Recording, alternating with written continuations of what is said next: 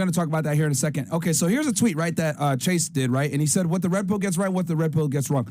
I highlighted the part where he said what the red pill gets wrong, right? Where at? This should be the last tab, I think. Oh, yeah, okay, gotcha. Can we enlarge it? Right, so and what he said it gets right, obviously being masculine, getting your shit together, making money, etc. But this is what we're highlighting the criticisms, right? It says, it tells men to sleep with tons of women for validation and self-confidence, absurdly degenerate, makes the female body count issue far worse, okay? It tells men it's perfectly fine to cheat on one's girlfriend or wife, again, absurdly degenerate and evil. We never said it's okay to cheat. We just said if you're going to go ahead and have multiple women, to be transparent about it, but you're wrong about that. Next, it says, it teaches men to view many women as permanently ruined while advocating that men ruin more women by sleeping with them. Okay, we'll talk about that here in a second. It black pills men into believing it's basically impossible to have a successful marriage, making many men scared of women in the process. She's not yours, it's just your turn, bro. Well, women initiate 80% of the divorces, my friend, so you tell me if we're lying about that. Next, it fails to teach men how to have successful and thriving marriages. Okay. Next, it completely fails to teach men how to raise virtuous families or how to raise their sons and daughters with virtue, so we can avoid the perpetuation of this toxic mass our society's in. So these 2 points here, let's put them together. He's wrong. Rollo wrote a whole book about being married and being red pill aware. So he's wrong about this, actually. Obviously, the godfather of the red pill, he's married himself. Rollo's had a successful marriage for years. Damn near 30 years. Yeah. And he talks about this, but here's the thing with Rollo. He understands that this isn't applicable to a majority of people. He understands that marriage is very difficult. Most guys are not going to be able to navigate it correctly. And he also understands that when he met his wife, it was a different era than what it is now. And I'm going to talk about that here in a second. See, Rollo's smart. He does what for himself? Take himself out the equation, says, you know what? In general, people are going to be like this. What do? Oh, look at me. Look at my example. Yep. But that doesn't work in today's times. And that's where Chase fails. He thinks the whole world is going to take the Christ pill. Bro, you're fucking crazy. Bro. There's no such, the whole world is not going to take the Christ pill. If anything, they're going to go ahead and read a Quran before they take the Christ pill, bro. Because I'll tell you this, Islam is dominating very quickly and it's a fast growing religion, right? And look, I would agree. I think on some level, like for example, to me, the best solution is Jesus Christ. Granted, the solution that he's giving people though isn't the best way though. It's his own opinion on this thing. So I mean, I don't know, man. And it's a drastic take. Like, bro, nigga, oh, you think everyone's gonna just wake up one day and say, you know what? Hallelujah, I'm going to church. They're not. They're like, come on, man. And anyway, let's continue on. Then he says, most importantly, the influencers within the red pill sphere completely hate biblical morality, which is the only thing that will fix and divide the divide between the sexes. Absolutely not. We don't hate it at all. I agree. Now, let me be extremely fucking clear about this, right? And I actually tweeted this shit too one time on my first day on fucking Twitter. I said it, that the nuclear family is the cornerstone of society and promotes and keeps away degeneracy. I've said that before. I'll say it again. The nuclear family is the most important thing in human society. Yeah. It's how you avoid a lot of the pitfalls of societal decay. Okay? That's a fact. Two-parent households, statistically speaking, are the best way to raise children. It's the only way, really. Okay? However, we must see what the fuck is going on in society now. Though I agree that religion, whether it's you follow Judaism, Islam, Christianity, all three of the religions of the book all give a fantastic frame on how to deal with and have a family. Yeah. Okay, the man is the man, the woman is the woman. The woman understands her place, the children follow, etc. The man is the household, everything else like that. When it comes to family conditions, all three books are superb and teach you how to do this properly. Okay, religion. But what do they say? In each one, the man leads. Yes, that's why they're all three are good. Yeah. So it doesn't matter what person of the book you are, whatever religion it is. I respect all three, and I think that all of them give a fantastic guideline on how to deal with family and children and a wife. Okay, now that we had that established. But guess what?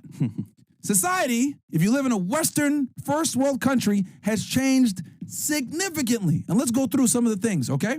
Took some notes here. In the 1960s, all right? 1960 to be exact, I think the FDA approved the pill, AKA the birth control pill. Uh-oh. Okay? This, my friends, was the fucking beginning of the end. Because now you can have sex without children being involved. Okay? And before each show, we asked a girl on the podcast, are you on birth control? It's for a reason, guys. Yes. So. Second wave feminism came into play in the 1960s. Okay? And you guys are wondering, well, hold on, Myra, why not first wave feminism? Well, if we're going to go back a little bit here, okay? Because I'm going to give you a timeline of how the fuck we ended up here in 2024. Okay? So first, you got first wave feminism, right?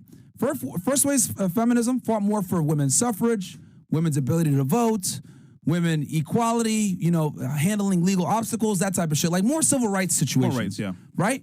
Then you go to 1960, now we get the pill. Then also simultaneously with the pill is second wave feminism. What is second wave feminism? Second wave feminism is what kind of started the foundation of what we're experiencing now. What does second wave feminism fight for, guys? It fought for sexuality, family, the domesticization, I can't pronounce it. Women being domesticated in the house, right? Freedom from that. Women being able to enter the workforce, reproductive rights, domestic violence protection, and then obviously grape. So we can effectively trace back modern feminism that we see now, right, with the Me Too era, with women entering the workforce, with women making money, getting educated, everything else like that. A lot of these things were fought for through second wave feminism. When? In the 1960s, when also birth control was getting rolled out and pushed out to the masses. So we got feminism, right? Second wave to be exact, and we got birth control, right? And then the sexual revolution and women fighting for the ability to be sexually liberal in the 1960s. That's where this hippie movement came in, free love, all this bullshit, right? Came during this era. So this was the beginning of the end, my friends, okay? And obviously the church and religion tried to fight it, but they couldn't stop it, okay?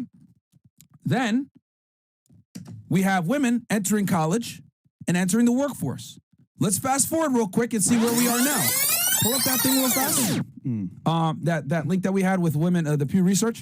Mind you, this was all planned from the very beginning, by the way. Yeah. This agenda with feminism was planned. So you guys think I'll be capping when I tell y'all this shit, but women are out-earning men in several U.S. cities. Holy. Okay?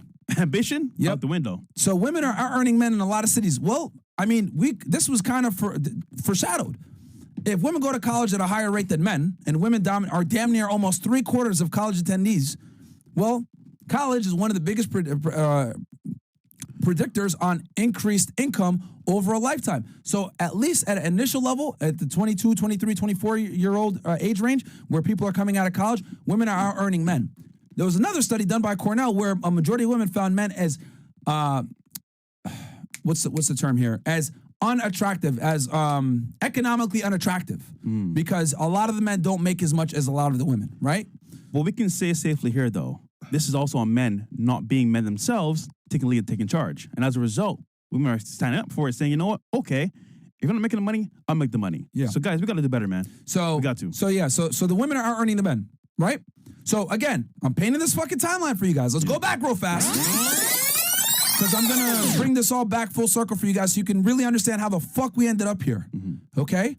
So 1930s, first wave feminism. Women are going ahead and getting rights, voting rights, the ability to have property, etc., right? So fighting for civil rights. Understandable. Then, understandable. Yeah. Then you go to the 1960s. Now, they're fighting for the ability to be sexual, not necessarily being stay-at-home wives, be free, entering the workforce, education, etc. A lot of,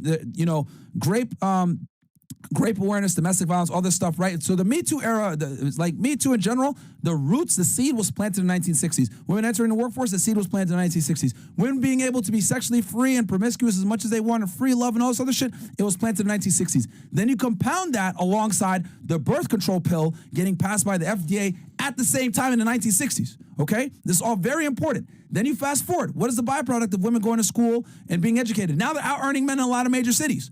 Now, let's add more fuel to this fucking fire that I've just shown you guys, okay? Let's add in social media. Let's add in Facebook. Let's add in MySpace, right? Now, women are able to speak to men in other geographic locations. Let's exacerbate the problem. Now, let's add fucking Instagram. Oh, shit. So you're telling me now that a girl's able to create a fucking business card of her sexuality on the internet, on Instagram, the most used app, by the way, by everyone, okay? And she's able to promote herself all over the place.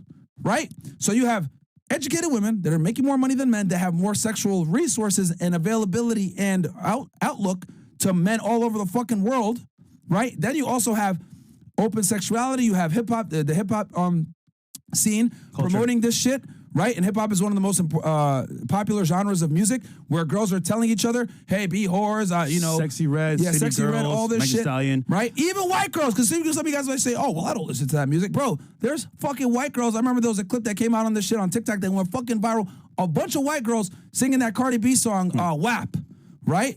That, oh yeah, don't cook, don't clean, but still got a ring, blah, blah, blah. Guys, this stuff, this type of music, it indoctrinates women, man. We know that women are followers. We know that they're hive-minded. We know that they want to go ahead and follow what's cool and follow the trends, etc. That's why when they do the stupid TikTok dancing trends, it's always females that do it. It's not necessarily always the guys, it's the females, right? Anytime there's some dumbass TikTok trend. So we know. There's one more as well that people don't talk about all the time, is Snapchat.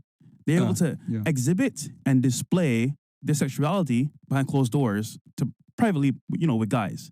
Nudes, other stuff going on too as well. So you gotta add that in there as well for promiscuity. Yeah, so then you add it now. Then also you can add in the dating apps. You can add in the Bumble, the Tinders, the Plenty of Fishes, the fucking OK Cupids. We can add in the sugar sites, right?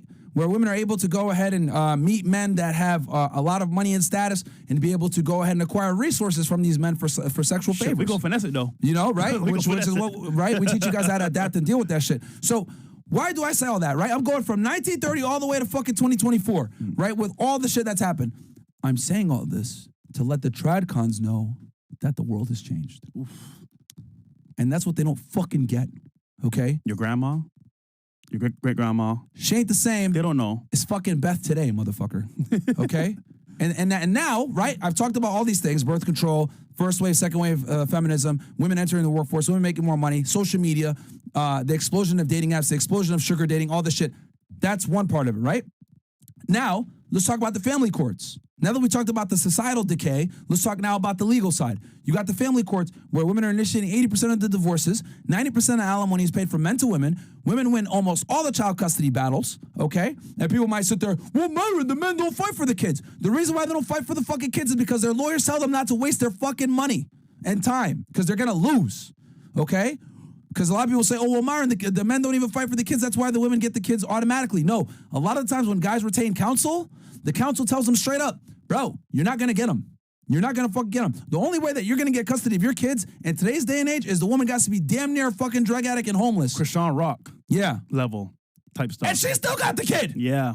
Which is scary, by the way. Holy. One of the biggest degenerates ever. She still got the kid. I don't know how, but. Okay? So, guys, if that doesn't prove my point, that I really don't want to be on this doomsday type shit, but everything is really set up against you to fail as a man. All right? This is the new fucking normal that these tradcons don't fucking get. Because a lot of them are not dealing with modern day women. A lot of them haven't dated modern day women. A lot of them don't know how this shit fucking works. And they don't realize how society has changed. And anytime you expose them to what's going on, people like Matt Walsh, etc., why am I getting this backlash? Well, I mean, I just made an objective fact. Like, women should be women if they want a traditional man. Yeah, Sherlock, we fucking think that too. But guess what? That's not how it works. They're reserved the right to act like a dude and be a fucking annoying prick anytime they want, but you must always be a fucking man. And that's why I'm trying to break the trend here, because these tradcons, right? Guys like Chase, guys like fucking Michael Knowles, Ben Shapiro, Matt Walsh, all these guys out of the Daily Wire, all these, Christ pill guys, or Jewish pill guys, or even Muslim pill guys, whatever it may be, because Islam doesn't save it either, to be honest with y'all. It has a lot of solutions, but there's also, it's not designed for guys to kind of operate in the Western world. Like, what they don't get is that women dating relationships, they've all changed significantly. And not only have they changed, we have a legal system that makes sure that it won't fucking change, okay? Why the fuck is a woman gonna sit there and say, till death do us part, yes. When in reality, she could divorce your dumbass anytime she feels like it, get half your money, get the kids, make you pay child support, make you pay alimony if it's the right state. Why the fuck is she incentivized to stick around? She's not. They should make a change till I feel like we part. Yeah. Literally. Because what these tradcons are basically telling you guys is, don't worry about her being a whore. Don't worry about the court system. It's okay. Don't worry about the fact that you're more than likely going to have to pay alimony and child support to this woman, and she has an 80% chance of divorcing you. Don't worry that she probably has more sexual partners than you. Don't worry that she makes more money than you. She went to school and went to college, and she's indoctrinated to think that she's better than you and has more inherent worth than you. Don't worry about any of that stuff. Jesus will save you, bro. And I'm here to tell you motherfuckers, no. That's not how it goes. Because if you go ahead and you follow what these tradcons tell you, you guys are going to operate on what's ideal versus what's real. And the reality is the world has fucking changed. Religion is no longer enough of an incentive for people to follow God and follow the right path. I'm sorry. It is what it is.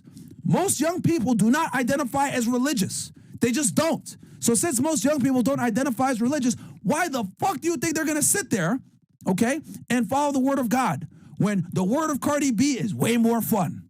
It ain't happening. I'm telling you guys how to deal with the new normal. Yeah. And we've seen the biggest wealth transfer between men and women in today's world, which is divorce. Jeff Bezos' wife, other billionaires as well. It's sad because, like, I think for most people, they want it to be traditional, which we agree as well. But in the current climate that we're in right now, it's not possible. At least I want to say on a global scale because of TikTok, Instagram, social media itself, and what people believe in. Actually, I would argue that, like, for women, that's their new god, social media, because they're on it every single day. They pretty much like pray to it, and they look to it for advice and help. But before, back in the day, what was it? Your parents that loved you, a growing family, you go to them for advice. Now you go on Instagram or TikTok for advice about dating, which is toxic because we know what's on there. So listen, man, it sounds doom and gloom, but it's reality. And tricons, they don't want to accept it because for them it's like, oh, well, you know what? Back in my day, that's how it was. But no longer is it that way. It's changed a lot. So real quick, guys.